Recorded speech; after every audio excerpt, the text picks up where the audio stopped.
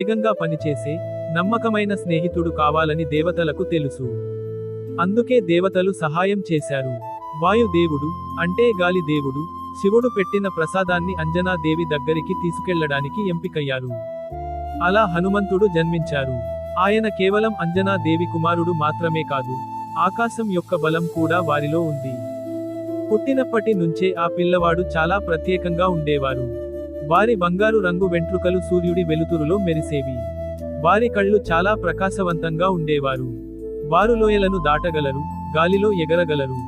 ఒకరోజు ఆకలిగా ఉన్న ఆ పిల్లవాడు ఆకాశంలో ఎర్రగా మెరుస్తున్న సూర్యుడిని చూశారు. అది ఒక పండు అనుకుని, దానిని పట్టుకోవడానికి ఆకాశంలోకి ఎగిరారు. దేవతలందరూ ఆశ్చర్యపోయారు.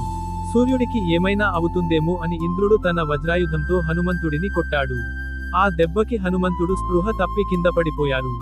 తన కుమారుడికి దెబ్బ తగలడంతో వాయుదేవుడికి చాలా కోపం వచ్చింది.